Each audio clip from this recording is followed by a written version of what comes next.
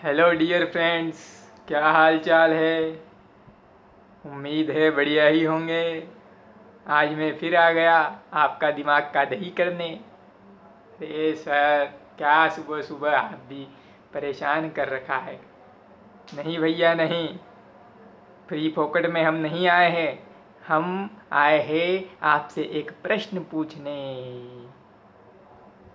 बता भी दीजिए सर, हमें सोना है, लेट हो रहा है।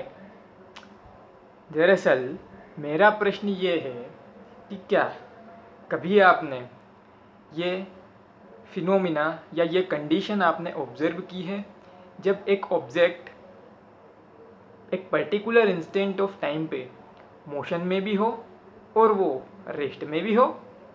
पड़ गया चक्कर। ऐसा क्या पूछ लिया भाई हमने। चलिए, आप जवाब नहीं देंगे तो इसका जवाब मैं आपको देता हूँ। क्या कभी आपने चलती हुई बस में पैसेंजर को ट्रेवल करते हुए देखा है? हाँ सर, देखा है। तो क्या हुआ?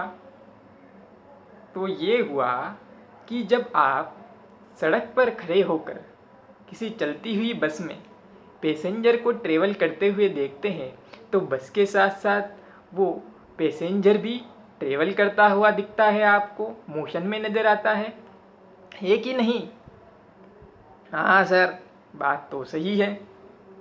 फिर आप जब अब सड़क से आप बस के अंदर एंटर होते हैं और बस चल पड़ती है, तो आपके पास बैठा हुआ पैसेंजर आपको किस स्टेट में दिखता है? मोशन में या रेस्ट की कंडीशन में? सर, वो तो रेस्ट की कंडीशन में दिखता है। तो फिर ये कि एक ही इंस्टेंट ऑफ टाइम पे जब आप बाहर खड़े थे तो वो पैसेंजर आपको मोशन में दिख रहा था, और उसी इंस्टेंट पे जब आप अंदर होंगे तो वो आपको रेस्ट की कंडीशन में नज़र आएगा। तो ये सब कैसे हुआ? तो ये सब कमाल है दरअसल फ्रेम ऑफ अ रेफरेंस का। इनके पीछे का कारण है इनर्शियल और non inertial frame of reference. Inertial frame of reference वो फ्रेम होता है जिसका एक्सेलरेशन ज़ीरो हो, और non inertial frame of reference वो फ्रेम ऑफ रेफरेंस होता है जिसका एक्सेलरेशन नॉन जीरो हो। यहाँ पर जो बस थी ना, वो एक non inertial frame of reference था। किसके रेस्पेक्ट में? हमारी अर्थ के रेस्पेक्ट में, जहाँ पर हम खड़े हुए थे उसके रेस्पेक्ट में। ठीक है ना भैया? अब तो कुछ कुछ समझ आया होगा आपके। नहीं सर, अभी पूरा नहीं आया, ज़रा और समझाइए। तो बात यह है कि इनर्शियल फ्रेम ऑफ रेफरेंस वो फ्रेम ऑफ रेफरेंस होता है जिसमें एक्सेलरेशन जीरो हो, और साथ में इनर्शियल फ्रेम ऑफ रेफरेंस में हमारे जो न्यूटन भाई साहब है ना, उनके सारे law inertial frame of reference में ही फॉलो होते हैं।